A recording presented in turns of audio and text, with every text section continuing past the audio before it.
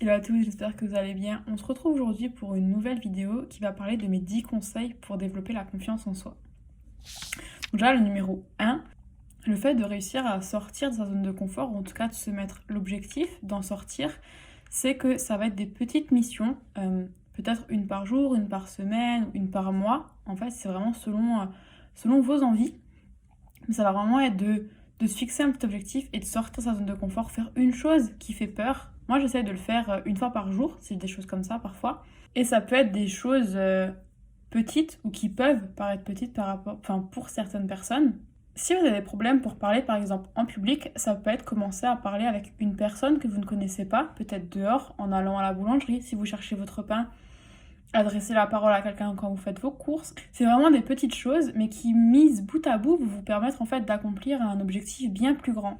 Le numéro 2, ça va justement être de planifier les choses, que ce soit par exemple un gros objectif que vous fixez à un an, si vous avez besoin de faire une conférence devant un certain nombre de personnes et que ça vous fait peur, ça peut être, voilà, vous découpez en 12 mois ou en 52 semaines. Et chaque jour ou chaque semaine, vous fixez ce petit objectif, mais vraiment, vous le notez en fait dans votre agenda. Parce que souvent, quand vous prenez rendez-vous avec vous-même, vous le faites. Si vous dites, ouais, je vais le faire, ça sera jamais fait. Donc, c'est vraiment réussir à planifier, éventuellement, en fait, faire un plan, comme un business plan, mais un objectif plan, peut-être, pourquoi pas. Et une fois que vous avez atteint ces objectifs, je parle bien des petits objectifs que vous êtes fixés et pas de l'objectif final, ça va être de fêter votre victoire. Ça peut être vous acheter quelque chose qui vous fait plaisir, ça peut être juste prendre un moment pour vous, vous offrir un moment, une heure ou peut-être un moment de lecture, un bain, une douche, vraiment, voilà, ce qui vous fait plaisir, vous vous l'offrez et c'est vraiment pour fêter cette petite victoire. Après, ça va être le fait de s'entourer des bonnes personnes parce que vous êtes la moyenne des 5 personnes que vous côtoyez le plus. Donc si vous côtoyez des personnes qui sont toujours là à peut-être vous rabaisser, vous dire des choses négatives et tout ça, c'est quelque chose que vous allez ancrer en vous. Donc je vous conseille vraiment d'avoir des personnes qui sont autour de vous, qui vous encouragent, qui vous tirent vers le haut, qui vous drive vraiment pour avancer, fixer vos objectifs. Ça va vraiment être de vous entourer de personnes qui sont là pour vous, quoi qu'il arrive. Si vous ratez quelque chose, qui vont être là en mode c'est pas grave, tu as essayé. Voir vraiment le bon côté des choses et pas juste des personnes en mode bah oui, c'est sûr que t'allais rater, c'est normal. Enfin, vous voyez du genre de personnes que je parle. Donc voilà, ça va vraiment être choisir les personnes que vous côtoyez le plus. Je vous dis pas que si maintenant vous avez une relation comme ça, il faut arrêter de lui parler à la personne et tout ça. C'est juste de essayer de réfléchir, peut-être de moins la voir ou de plus voir d'autres personnes qui vous apportent plus de bien.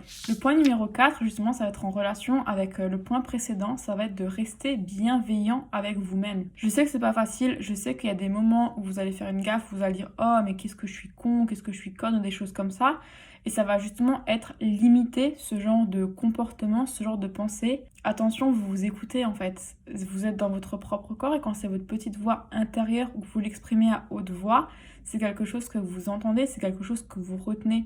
Et justement, dans ce cadre-là, ça va vraiment être d'avoir des pensées plus bienveillantes envers vous-même. Si vous échouez sur quelque chose, c'est pas grave, vous avez essayé, c'est pas un échec. Vous avez essayé et c'est quelque chose qui ne marche pas, c'est pas grave, vous avez essayé, vous avez avancé. Le point numéro 5, du coup, ça va être de vous complimenter oralement.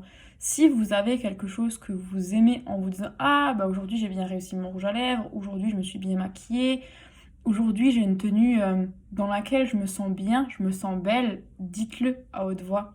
Comme le point précédent, c'est des choses du coup quand vous les dites qui s'impriment en vous et le fait d'être bienveillant et d'avoir des pensées et des mots positifs envers vous-même, c'est quelque chose qui va vous aider justement à développer votre confiance et votre estime en vous-même. Conseil numéro 6, ça va être le fait de mettre de la musique pour monter en énergie, pour être de bonne humeur. Je sais pas si c'est quelque chose dont vous avez conscience, mais le fait de mettre de la musique, parfois vous allez vous mettre à danser, si c'est une bonne musique, vous allez être de bonne humeur ou des choses comme ça.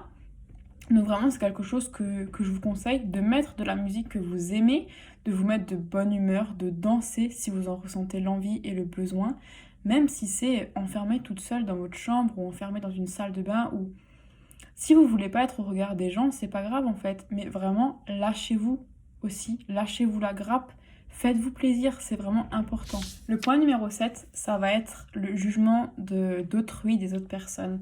C'est quelque chose qui peut vraiment vous impacter, le fait que les autres personnes vous jugent, vous critiquent.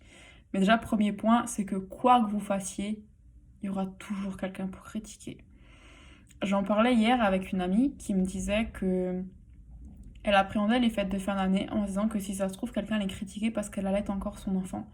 Et je lui ai dit, mais tu sais, de toute façon, que tu l'allaites ou que tu l'allaites pas, t'auras des gens pour te critiquer. Si tu continues, il y a des gens qui vont dire, mais pourquoi tu fais encore ça? Et si t'arrêtes, on va dire, ben non, t'es une mauvaise mère, pourquoi tu lui donnes le biberon? Quoi que tu fasses, il y aura toujours des personnes pour te critiquer. Donc, fais ce qui te plaît, tout simplement. Je sais que c'est pas facile, je sais que c'est pas facile à encaisser, à prendre du recul sur ces choses-là, mais vraiment, en fait, fais ce que tu veux, fais ce qui te plaît. Parce que quand tu fais quelque chose qui te plaît, tu sais pourquoi tu le fais. Et s'il y a des personnes pour te critiquer, tu peux leur expliquer, si tu le souhaites, ce n'est pas une obligation non plus, ta démarche. Tu peux leur expliquer, voilà, je fais ça parce que j'ai envie, parce que ça me fait vibrer, parce que c'est dans mes objectifs de vie. Après, si t'as pas envie de te justifier, tu te justifies pas. Mais quand tu fais quelque chose que t'aimes et qui te plaît réellement, c'est plus facile d'encaisser les jugements et les remarques des autres. Point numéro 8, du coup, c'est le fait que tu ne peux pas plaire à tout le monde. C'est quelque chose qui, moi, pour te partager une partie de mon expérience, m'a longtemps hantée. J'essayais de faire des choses pour plaire aux autres, pour que les autres personnes m'aiment, m'apprécient. Donc finalement, j'étais personne, parce que dès que quelqu'un avait une envie ou un besoin particulier, j'étais là et je comblais, entre guillemets, ou je pensais combler ce besoin. Et finalement, je me rendais compte que à force d'être là pour tout le monde et de faire ce que tout le monde avait envie, j'étais pas moi-même. Donc vraiment, si je peux encore te donner un conseil, ça va être vraiment de faire ce qui te plaît, encore une fois, parce que tu peux pas plaire à tout le monde. Au-delà du fait que t'as des personnes qui vont te juger, tu peux pas plaire à tout le monde en fait, comme tout le monde ne te plaît pas. Et c'est ok. Il y a des personnes avec qui tu vas discuter et avec qui le feeling va super bien passer. Tu auras l'impression que ça fait des années que tu connais la personne. Il y a des personnes avec qui tu vas discuter régulièrement et pourtant, le feeling ne passe pas, que ce soit des collègues de boulot ou des choses comme ça, parce que tu ne peux pas plaire à tout le monde et tout le monde ne peut pas te plaire et c'est ok. Point numéro 9, du coup, ça va être le fait de ne pas chercher ou ne pas demander l'approbation auprès d'autres personnes. Parce que de la même manière que tu ne peux pas plaire à tout le monde, si tu cherches de l'approbation auprès de quelqu'un qui ne t'apprécie pas ou que toi tu n'apprécies pas, l'approbation ne vaudra rien. Et tu peux être toi-même sans chercher de validation extérieure en fait. À partir du moment où tu sais qui tu es, qui t'as envie d'être et où tu vas, t'as plus besoin en fait de cette validation. Et le fait de pouvoir être autonome et de te valider toi-même, si t'as réellement besoin d'une validation, c'est aussi un premier pas vers la confiance en soi parce que toi tu te considères du coup comme apte à te valider, à t'approuver. Et ça c'est juste génial parce que du coup tu cherches plus à plaire aux autres, à faire ce que les autres veulent pour toi, t'es vraiment juste toi-même et tu valides tes choix en fait tout simplement. Le point numéro 10 du coup ça va être le fait de ne pas se comparer. Ça sert à rien de te comparer aux autres parce que chacun a une vie différente, chacun a une vision de la vie qui est différente.